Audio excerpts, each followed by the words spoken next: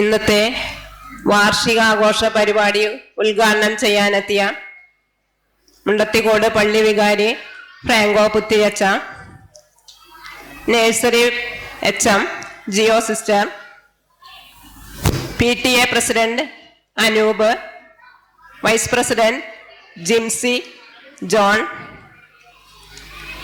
Sister Anliya, parents, പ്രിയപ്പെട്ട കുട്ടികളെ, ഞാനിവിടെ നിന്നിട്ട് നോക്കുമ്പോൾ എനിക്കൊരു കാര്യം ഓർമ്മ വരിക. ഞാൻ 4ാം ക്ലാസ്സിലാണ് ഇതേമാതിരി ആനുവൽ ഡേക്ക് ഒരു ഡാൻസിന് ചേർന്നത്. അന്നൊക്കെ എന്ന് പറഞ്ഞാൽ സെലക്ട് ചെയ്തിട്ടാണ് ഒരു പരിപാടികളിൽ അവതരിപ്പിക്കാൻ പറ്റുള്ളൂ. ഇന്ന് എല്ലാ കുട്ടികൾക്കും പങ്കെടുക്കാം.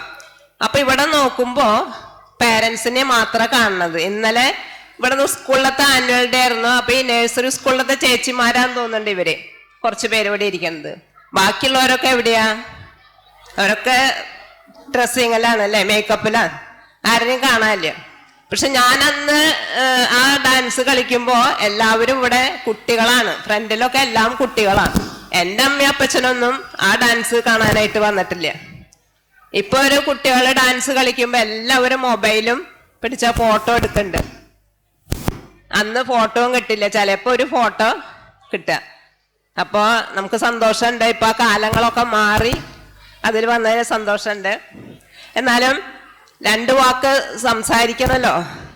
അപ്പൊ എനിക്ക് നമ്മുടെ വിദ്യാഭ്യാസത്തിലൂടെയാണ് നമുക്ക് ഓരോ കുട്ടികളുടെ വളർച്ചയും പുരോഗതിയിലും എത്താനായിട്ട്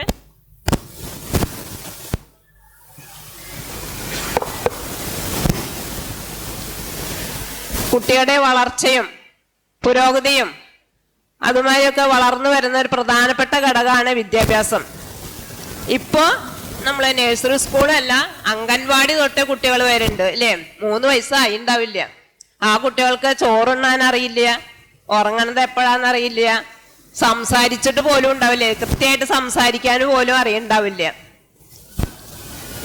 പണ്ടൊക്കെ നഴ്സറി അങ്ങനെ എല്ലാവരും വരുമൊന്നുമില്ല, പഠിക്കലൊന്നും ഉണ്ടാവില്ല. 1ാം ക്ലാസ്സിലേക്ക് വരുമ്പോ എല്ലാവർക്കും സംസാരിക്കാൻ അറിയാം, അങ്ങനെയാ വരിക. ഇപ്പൊ കുട്ടികള് 3 വയസ്സാവുമ്പോഴേക്കും വരുമ്പോ ഇവിടെ വന്ന കുട്ടികള് നന്നായി സംസാരിക്കും. അതേമാതിരി ചോറുണ്ണാനൊക്കെ പഠിക്കണത് അവിടെ വെച്ചിട്ടാണ് അല്ലേ. അംഗൻവാടി ടീച്ചേഴ്സാണ് വാരി കൊടുക്കുക. അങ്ങനെ കുറച്ച് നാള് വാരി കൊടുത്തു തുടങ്ങുമ്പോ പിന്നെ അവര് സ്വയം കഴിച്ചു തുടങ്ങും. അങ്ങനെ പല മാറ്റങ്ങളും വരും, സംസാരിക്കലും വളരെ വ്യത്യാസം വരും. അങ്ങനെ കാലങ്ങൾ മാറിക്കൊണ്ടേയിരിക്കുകയാണ്. പക്ഷെ അന്നത്തെ ഒരു സ്നേഹം അല്ലെങ്കിൽ ഒരു കൂട്ടായ്മയോ, അന്നൊക്കെ കുട്ടികൾ സ്കൂൾ വിട്ട് വന്ന് കുറച്ചു നേരം കളിക്കും, അടുത്തുള്ള വീട്ടിലെ കുട്ടികളായിട്ടൊക്കെ കളിക്കും. ഇപ്പൊ ആരെങ്കിലും കളിക്കുന്നുണ്ടാവോ? ഇല്ല. വീട്ടിൽ പോലും ചിലപ്പോ ഒരു കുട്ടി മാത്രമേ ഉണ്ടാവുള്ളൂ. ഈ കുട്ടി എങ്ങനെയാ? മൊബൈൽ നോക്കിയിരിക്കും, അല്ലെങ്കിൽ TV കണ്ടിരിക്കും. അങ്ങനെയൊക്കെയാണ് സമയം കളയുന്നത്. അന്നാണെങ്കിൽ കുട്ടികളായിട്ട് കളിച്ച് ഒരു കൂട്ടായ്മ ഉണ്ടാവും, ഒരു സ്നേഹം ഉണ്ടാവും. എന്താണ് സ്നേഹം? ഞാൻ സ്നേഹത്തിനെ പറ്റി പറഞ്ഞപ്പോഴാണ് എനിക്കൊരു കാര്യം ഓർമ്മ വരുന്നത്. ഞാൻ ഇതേമാതിരി വാട്സപ്പിൽ കണ്ടിട്ടുള്ളതാണ് ഒരു കൊച്ചു കഥ.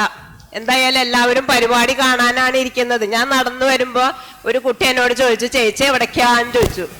അപ്പൊ ഞാൻ പറഞ്ഞു, ഞാനും സ്കൂളിലാണ്, നഴ്സറി സ്കൂളിലത്തെ പരിപാടി ഇല്ലേന്ന് ചോദിച്ചപ്പോ ആ കുട്ടി പറഞ്ഞു, അയ്യോ പരിപാടി വേഗം തുടങ്ങുമോ, എൻ്റെ ഉണ്ണീരെ ഡാൻസ് ഉണ്ട് എന്ന് പറഞ്ഞു. അപ്പൊ ആ കുട്ടിയും ആ പരിപാടി കാണാനാണ് വരുന്നത് അല്ലേ. അപ്പൊ നമ്മൾ അധികം വൈകിക്കണമൊന്നുമില്ല. എന്നാലും ഒരു ചെറിയൊരു കഥ സ്നേഹത്തിനെ പറ്റി പറഞ്ഞപ്പോ എനിക്ക് തോന്നിയതാണ്. ആ കഥയിൽ എന്താണെങ്കിൽ ഒരു സ്ത്രീ, ആ സ്ത്രീയുടെ വീടിന്റെ മുറ്റത്ത് ആ ഗേറ്റിന്റെ അവിടെ 3 വൃദ്ധര് നിൽക്കണ്ടായിരുന്നു. സ്ത്രീ പുറത്തു നോക്കിയപ്പോ വൃദ്ധര് നിൽക്കണുണ്ടപ്പോ അങ്ങോട്ട് ചെന്ന് അവരോട് ചോദിച്ചു, നിങ്ങൾ എന്താ ഇവിടെ നിൽക്കണേ, കടന്നു വരാത്തത് എന്താന്ന് ചോദിച്ചു. അപ്പൊ പറഞ്ഞു, ഞങ്ങൾ കടന്നു വരണമെങ്കിൽ വീട്ടിൽ ആരൊക്കെ ഉള്ളേന്ന് ചോദിച്ചു. അപ്പൊ വീട്ടില് എൻ്റെ ഭർത്താവുണ്ട്, പക്ഷെ ഭർത്താവ് ജോലിക്ക് പോയേക്കാണ്, മകളുണ്ട്, മകള് പഠിക്കാൻ പോയേക്കാണ്, വേറെ ആരും ഇല്ല. അപ്പൊ ഇവര് പറഞ്ഞു, വീട്ടിൽ ആരും ഇല്ലെങ്കിൽ ഞങ്ങൾ ഇപ്പൊ വരുന്നില്ല, ഭർത്താവ് വരുമ്പോ പറഞ്ഞാ മതി, അപ്പൊ ഞങ്ങൾ വരാം. അവര് ഭർത്താവ് ജോലി കഴിഞ്ഞ് വരുവോളം ഈ ഗേറ്റിന്റെ പുറത്തന്നെ നിന്നു. ഭർത്താവ് വന്നു, ഈ സ്ത്രീ വിവരങ്ങളൊക്കെ പറഞ്ഞു. പറഞ്ഞപ്പോ പറഞ്ഞു, എന്നാ അവരെന്നെ വിളിക്കേന്ന് പറഞ്ഞു. അവരെ വിളിക്കേന്ന് പറഞ്ഞപ്പോ ഈ സ്ത്രീ അവരടുത്ത് പോയിട്ട് പറഞ്ഞു, നിങ്ങൾ വായോ, ഭർത്താവ് പറഞ്ഞു വായോ, വീട്ടിലേക്ക് കടന്നു വരാൻ പറഞ്ഞു. അപ്പൊ അതിലൊരാള് പറഞ്ഞു, ഇവന്റെ പേര് സമ്പത്ത്, ഇവന്റെ പേര് വിജയം, എൻ്റെ പേര് സ്നേഹം. അപ്പൊ നിങ്ങള് ആരിനെയാണ് വിളിക്കണേന്ന് ചോദിക്കും. അപ്പൊ സ്ത്രീ ഭർത്താവിനോട് പോയി ചോദിക്കും, ഇങ്ങനെ 3 പേരും ഈ സമ്പത്ത്, വിജയം, സ്നേഹം എന്ന് പറഞ്ഞു. അപ്പൊ ഭർത്താവ് ഉടനടി പറഞ്ഞു, സമ്പത്തിനെ വിളിച്ചോ, സമ്പത്തല്ലേ നമുക്ക് നല്ലത്, കൂടുതല് സമ്പത്ത് വേണമെന്നാണ് എല്ലാവരുടെയും ആഗ്രഹം അല്ലേ? കാശുണ്ടാവണം, പല സാധനങ്ങൾ മേടിക്കണം, കാറ് മേടിക്കണം, പല ആഗ്രഹങ്ങളും എല്ലാവരുടെ മനസ്സിലും ഉണ്ടാവും. അപ്പൊ ആ സ്ത്രീ പറഞ്ഞു, വേണ്ട, സമ്പത്ത് വേണ്ട, വിജയം മതി എന്ന് പറഞ്ഞു. വിജയം, നമുക്ക് എല്ലാ കാര്യത്തിലും വിജയം, എപ്പോഴും നമ്മൾ ജയിച്ചിരിക്കണം, അതല്ലേ എല്ലാവർക്കും ഇഷ്ടം. ഞാൻ ഈ അടുത്ത അംഗൻവാടിയിലേക്ക് പോയപ്പോ അവിടെ എല്ലാ കുട്ടികൾക്കും ബലൂൺ കൊടുക്കുന്നുണ്ട്. ബലൂൺ കൊടുക്കുമ്പോ എല്ലാവർക്കും കൊടുക്കുന്നുണ്ട്. പക്ഷെ ഒരു കുട്ടി ആദ്യം കിട്ടാത്തതിന് കരഞ്ഞു.